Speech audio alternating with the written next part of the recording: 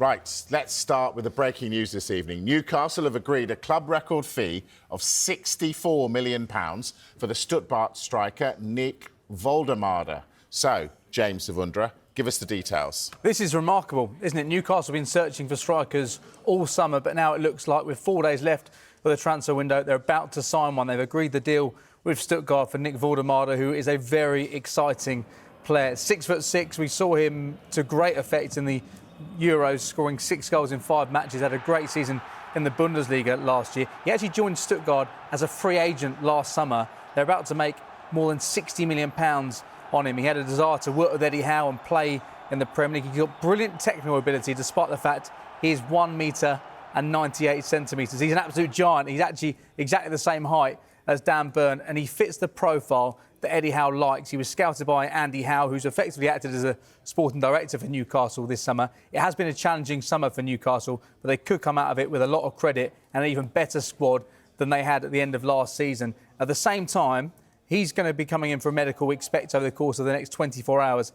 They're still trying to sign Johan Wissa. It seems unlikely they're going to now pursue a deal for Jurgen Strand Larsen at Wolves. They had 2 bids rejected, the last one around £55 million, because Jurgen Strand Larsen and Nick Woltemade are quite a similar profile, both similar sort of profile player. Now, what this does potentially do, if Newcastle do sign Johan Wissa and they do sign Nick Woltemade, which they seem very close to doing, it does open the door for a Premier League record bid from Liverpool for Alexander Isak, and Alexander Isak being allowed to leave Newcastle for Liverpool if a bid comes in from Liverpool. So plenty of work still to be done. We know that Newcastle will only sanction a departure of Alexander Isak if they get in a replacement. They've been looking for 1 striker to replace Callum Wilson. If they get 2 strikers in of the right quality that they think can fill the void left by Callum Wilson and, crucially, Alexander Isak, then it appears they will allow Isak to leave if a suitable offer comes in from Liverpool. Michael, Mark McAdams sat in that very chair last week and he was adamant that Newcastle have had a great window. With Woltemade coming in, would you agree? Yeah. Oh, you know I always agree with Mark. But, I mean, look, I think this is a massive signing for Newcastle United Football Club. Gazumping Bayern Munich. But we understand that Eddie Howe's brother, Andy, who's part of Newcastle's recruitment team, has played a major role in this signing, like he did with Alexander Isak and Sandro Tonali. And I've said on the show, Mike, throughout the months, that, OK, it's been a lot of negativity with Isak, but Newcastle have recruited ever so well over the last few years. Obviously, it started with Bruno Guimaraes, and they're at that level now. We've just had a Champions League draw involving Newcastle United. So there's been a lot of doom and gloom, but this would be a huge signing. Yes, he's, no pun, but 6'6", very, very tall, but very, very creative as well. And someone said to me, he reminds him of Zlatan Ibrahimovic. I mean, that is some comparison, but what I'd like to know is from more Newcastle-based journalists and Mark himself as well, maybe over the next few days, is why now? Was this always on the agenda? This is done very quickly. And maybe Keith would be able to we think it might have been. Yeah. We don't know that behind the scenes they've not been working at it for some time. Exactly. And it sounds like it possibly was. Now, it's always a great... Eddie Howe is always a great listen. So engaging, honest. You know how disappointed he's been with the whole situation. But our understanding is that Andy Howe, his brother, has played a huge part in this. So some good news for Newcastle United. Yeah, looks like Newcastle have played an absolute blinder. Keith Downey is up in the northeast and he covers Newcastle and he joins us now. Right, Keith, we've gone through the nuts and bolts of the deal, but what everybody watching wants to know is what does this mean for Alexander Isak? I knew you were going to ask me that, Mike. It's the first question I think the fans of most other clubs would want to know off the back of this. And what I've been saying about this situation now for Newcastle and Liverpool is this is the dominoes beginning to fall. Now, this doesn't necessarily mean that Alexander Isak definitely moves to Liverpool because, of course, Liverpool still need to make a Premier League record bid that was higher than the £110 million offer they made last month. And of course, Newcastle still need to make sure they get Nick Woltemade signing over the line. Yes, he's on his way to the northeast. I'm expecting him to land at Newcastle Airport later on this evening and undergo his medical tomorrow.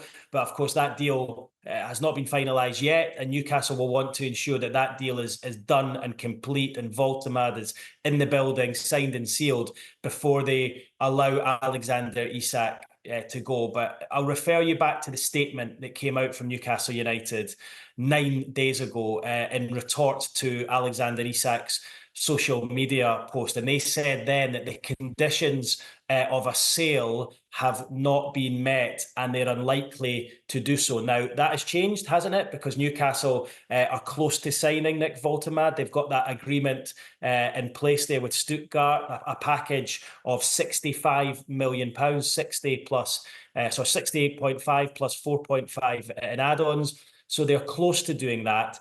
That, I think, moves the goalposts as far as Isak is concerned. Now, look, Newcastle still want to get another striker in, and I think they will try to do that before they allow Isak to move to Liverpool or till they listen to offers from Liverpool. But what I would say is the fact Newcastle are closing in on one, that makes it increasingly likely that Isak moves to Liverpool. I don't say it's a definite, but because Newcastle have got one striker in, it makes things a bit more smooth for that process. So look, my understanding is that there's pretty much been a private understanding at the club that Isak is likely to go, given his conduct over the last few weeks, but they were not going to sanction it until they got in at least one, potentially two replacements. Woltemade, if they can get it over the line, is one, and of course they're still looking for a second one. I think there is a situation where he could be allowed to go with just Woltemade, but I think in Newcastle's ideal situation, they'd want to get one more striker in before allowing Liverpool to talk to Alexander Isak and that deal going through for what would be, of course, a Premier League transfer record. All right, Keith, they want another striker. Is that other striker going to be Johan Wissa or Jurgen Strand-Larsen? Yeah, look, I think it's a lot more likely that it's Johan Wissa at this stage. Now, of course, as you know, Mike, the transfer window is moving quickly. Things are changing by the hour, by the day. I mean, none of us were talking about Nick Woltemade this morning. I'm aware that he's a good player. I've seen what he's done for the Germany under-21 team. We know that Bayern Munich tried and failed to sign him on multiple occasions this summer. And he's clearly a player that Eddie Howe likes. But things are changing. This wasn't a name that was even on the agenda. We woke up this morning and we're talking about Newcastle placing a third bid for Jurgen Strand-Larsen at Wolves. But Wolves' stance has always been Strand-Larsen is not for sale. We need him to help. They don't have a replacement. And I think Newcastle have looked at it and thought, this is going to be too difficult a deal to do. We've had two offers for Strand-Larsen, the first 55 million, the second 60 million pounds.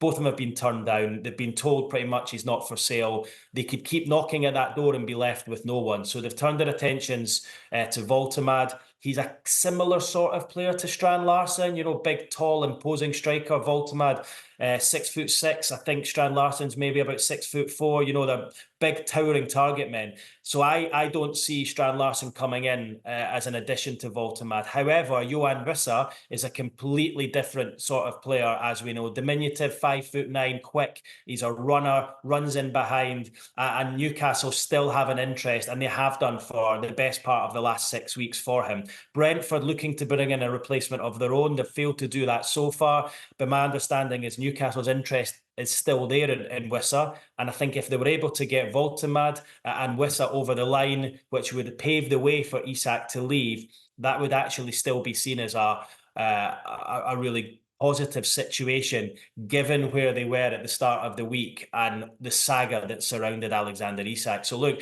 Newcastle could end up getting two good players out of this. Yes, they're losing a world-class striker in Alexander Isak, but it's a world-class striker who essentially are down-tooled, and you're getting one, potentially two new hungry strikers who want to play for the football club. Keith, the Newcastle faithful are going to love him. You'll hear the phrase, great touch for a big man, a lot throughout the season. Keith Downey, live from Newcastle, thank you. We're now joined by Sky Germany's Dennis Bayer, who's in Monaco for the Champions League draw, but has taken time out to speak to us. Thank you very much, Dennis. How highly rated is Woltemade in Germany? You're welcome, guys. He's very high rated right now, but if you look back for 1 year, this is like a Cinderella story for Nick Woltemade. Stuttgart got him last summer without any fee. He was a free agent coming to Stuttgart, and when they played the Champions League in the first half of the last season, he was left out of the squad because he was seen as a talent and not ready enough to be in this squad for the Champions League, not ready enough for the Champions League. But then in the second half of the season, he exploded. He's a outstanding player because of his size and his striking ability and his ability by playing with his foot. So this is a rare package that he brings to the table, and so he quickly rose in Stuttgart's squad. He became the #1 striker. He was very, very effective in that last half year. And I remember talking to some guys from Stuttgart at the beginning of the season, and they told me, yeah, one time Nick Woltemade might be a striker worth 40 to 50 million euros, but that's not right now. And then time come, he developed, he became a German national player, he became the most hot player in Germany at all. And when Bayern Munich came, they thought they could bring him in for like 40 to 45 million. In the end, Stuttgart rejected 65 million euros all in all, and Bayern didn't want to give more, bring more to the table. Everybody thought this deal is off, and then Newcastle came and negotiations were pretty quick in the end. It's a massive deal for Stuttgart, and it's a massive deal for Nick Woltemade, who gets his big contract at Newcastle if that transfer goes through, and a development that is very, very rare even in fast football right now.